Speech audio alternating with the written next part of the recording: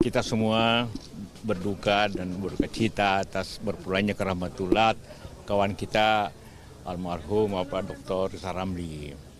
Beliau ini seorang pemikir dan juga sekaligus aktivis. Jadi aktivis artinya dia mengambil upaya dari berdasarkan pikiran-pikirannya dan dia konsekuen selama puluhan tahun itu. Walaupun juga dia pernah berada di pemerintahan walaupun waktu tidak lama. Karena itu kita kehilangan tokoh seperti ini. Ya. Ada kenangan khusus tersendiri Pak dengan Pak Rizal? Ya, beliau mengganti saya sebagai ketua Bulog pada tahun 2000. Jadi kita selalu berdiskusi tentang pangan dengan beliau pada waktu saya ketua Bulog, juga waktu beliau ketua Bulog. Dan juga selama pemerintahan walaupun saya sering berbeda pendapat yang tajam, tapi kita tetap bersahabat gitu kan. Ya kadang-kadang tentangan, tapi beliau menerima itu dan saya menerima itu dengan tajam. Kapan terakhir berkomunikasi Pak? Ya kalau ketemu ada pertemuan-pertemuan selalu. Ya. Ya, innalillahi wa inna ilaihi raji'un. Saya turut berduka cita yang mendalam kepada sahabat kita Bung Rizal Ramli. Saya kenal baik, berteman baik. Bahkan saya beberapa kali ke sini kita diskusi. Jadi sekali lagi saya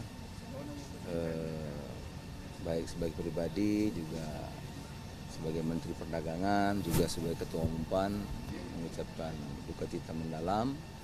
Doa kita insyaallah husnul khotimah, diberi kekuatan, kesabaran, ketabahan kepada keluarga yang ditinggalkan. Saya kira begitu ya. Terima kasih. Sama-sama hadir ke sini untuk menjadi saksi bahwa almarhum ini orang baik dan mudah-mudahan Allah memberikan tempat yang sebaik-baiknya untuk almarhum. Bagi generasi penerus, saya yakin ya banyak sekali jasa beliau yang pikirannya, tenaganya terus dicurahkan untuk bangsa dan negara. Maka itu dapat dijadikan teladan bagi kita semua, termasuk generasi mendatang. Jadi tidak banyak orang seperti beliau ini yang dimanapun dia posisinya, ya kan, dalam pemerintahan atau di luar, berpikirannya terus kritis untuk perbaikan. Nah ini yang kita perlukan sekarang, karena kita udah 25 tahun reformasi, menuju 20 tahun Indonesia emas, pertengahan abad 21 yang penuh gejolak seperti dulu pertengahan abad 20 penuh gejolak, ada perang dunia ketiga, maka pertengahan abad ke-21 mungkin akan banyak lagi perubahan dasar. Maka sekarang ini butuh orang seperti ini dengan komitmen perbaikan, meneruskan yang sudah, tapi ya komitmen untuk perbaikan itu keniscayaan karena reformasi kita udah 25 tahun. Pertama, saya sebagai kawan baik Pak Rizal, kami berteman lama sekali. Waktu kami sama-sama sekolah di Boston, itu waduh konco benar. Nah, saya bisa ngebengkel kalau Pak Rizal mobilnya mogok, telepon saya untuk perbaiki mobilnya. Begitu dekatnya persahabatan kami sama-sama kerja di CPIS. Nah, saya bisa saksikan bahwa Pak Rizal adalah orang yang baik. Beliau telah meninggalkan legasi yang banyak untuk negeri ini dan kita bangsa ini merasa kehilangan dengan berpulangnya Pak Rizal. Kita doakan semoga Pak Rizal almarhum husnul khotimah, diterima segala amal ibadahnya dan dapat kembali ke hadirat Allah dalam keadaan damai. Itu barangkali kesan dan pesan saya terhadap Pak Rizal. Akhir-akhir ini Pak Rizal nggak kedengaran, rupanya beliau sakit. Sehingga ada kawan saya mengatakan, kemana Pak Rizal, kok pernah kedengaran? Rupanya beliau sakit dan baru tahu dari malam beliau telah berpulang ke rahmatullah. Tapi keluarga sudah memastikan belum sih pemakamannya itu akan benar besok atau ada info lain Pak? Katanya begitu, karena ada nunggu putranya yang dalam perjalanan. Ini yang mewakili keluarga mungkin bisa cerita ya. Saya tidak bisa mengatakan, tetapi Pak, rencana apa perjuangan Pak Rizal yang mungkin Bapak melanjutkan sebagai teman gitu? Sebagai teman tentu Pak Rizal itu orang yang cukup unik. Ya. Beliau adalah man of his principle. Kalau orang mengatakan Pak Rizal oposan sejak mahasiswa, ya, kemudian on and off dalam pemerintah, tapi sikap beliau konsisten, mengekspresikan pandangan-pandangan yang kadang-kadang saya banyak berbedaan dengan beliau, tetapi sebagai teman kita tidak pernah putus silaturahmi. Ya. Beliau suka telepon saya telepon beliau, saya ketemu dan lain-lain. Intinya adalah apa yang beliau Pak Rizal sampaikan diperlukan oleh bangsa ini, dan kita mengharapkan ada Rizal Ramli muda yang punya prinsip yang sama seperti Pak Rizal.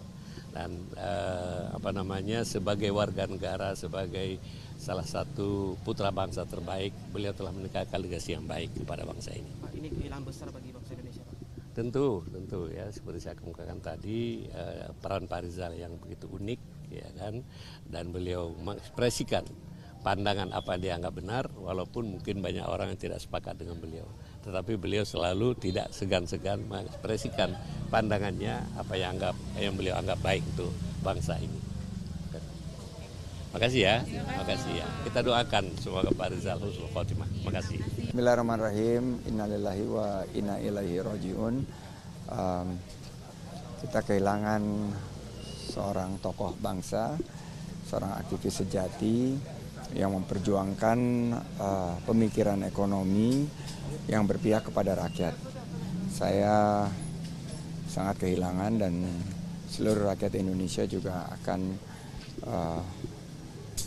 tentunya kehilangan sosok beliau. Beliau berjuang dari pemikiran yang visioner, kadang-kadang juga pemikiran beliau ini berbeda dengan mainstream. Jadi selalu menimbulkan diskursus yang menarik, tapi niatnya tulus ikhlas untuk bangsa Indonesia. Kami sama-sama di Asprindo, di Asosiasi Pengusaha Pribumi Indonesia, memperjuangkan bagaimana pengusaha-pengusaha nasional ini bisa mengambil peran yang lebih besar dalam pembangunan Indonesia, khususnya untuk mencapai Indonesia Emas 2045. Kita doakan beliau husnul khotimah dan keluarga yang ditinggalkan mendapatkan kekuatan, mendapatkan juga ketabahan. Saya cek tadi keluarga bahwa akan dimakamkan besok pukul 11, menunggu putri tercintanya mendarat dari New York karena memang berkarir di luar negeri. Mohon teman-teman mendoakan Pak Rizal Ramli.